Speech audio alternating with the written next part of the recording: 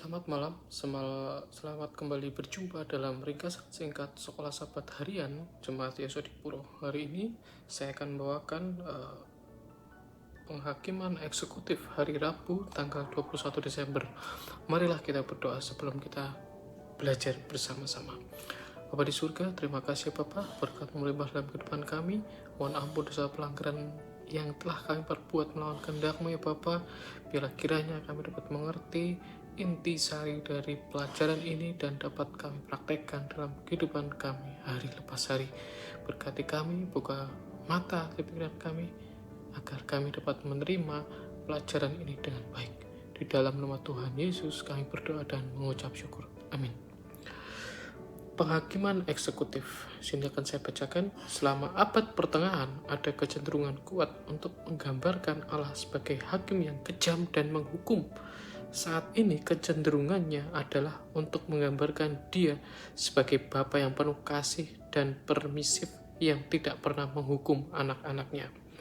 Namun, cinta tanpa keadilan akan berubah menjadi kekacauan dan pelanggaran hukum, dan keadilan tanpa cinta akan menjadi penindasan dan penaklukan. Proses penghakiman Tuhan adalah perpaduan sempurna antara keadilan dan belas kasihan, yang keduanya berasal dari kasihnya yang tak bersyarat. Penghakiman eksekutif adalah intervensi hukuman terakhir dan tidak dapat diubah dari Allah dalam sejarah manusia. Penghakiman hukuman terbatas terjadi.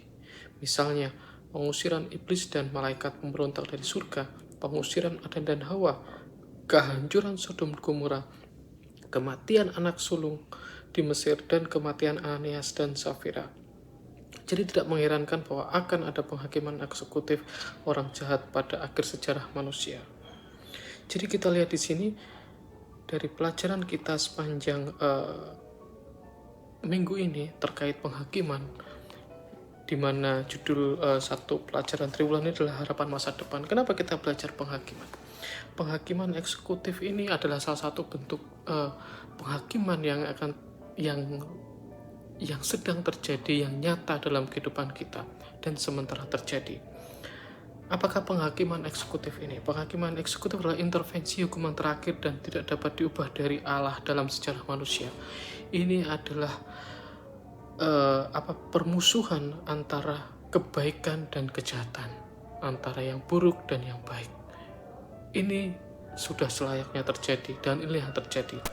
Ketika kita melihat banyaknya lalang di antara gandum yang bersama-sama tumbuh, kita melihat bahwa ketika masa penuaian akan ada upaya menyingkirkan lalang-lalang itu sehingga didapat bulir-bulir gandum yang baik. Disinilah masa penghakiman eksekutif itu yang dimaksudkan. Kebaikan dan panjang sabar Tuhan, kesabaran dan kemurahannya yang diberikan kepada umatnya tidak akan menghalangi Dia untuk menghukum orang berdosa yang menolak menuruti persyaratannya. Jadi jelas dikatakan bahwa pelajaran ini mengatakan bahwa pada hari-hari terakhir menjelang kedatangan Tuhan yang kedua kali, maka akan ada banyak orang-orang yang bertambah jahat, orang-orang yang bertambah buruk, dan orang-orang baik pun akan bertambah. Dari hal-hal inilah Tuhan akan memulai istilahnya penampian, masa-masa penampian ini akan terjadi.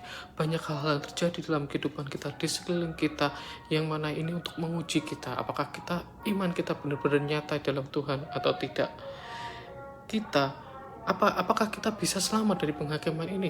Tentu saja, ketika kita melakukan segala perintah Tuhan, melakukan segala apa yang Tuhan berikan dalam kehidupan kita untuk selalu setia padanya, maka Tuhan akan memberikan janjinya, akan memberikan kasih karunia kepada kita untuk menyelamatkan kita ketika kedatangan yang kedua kali.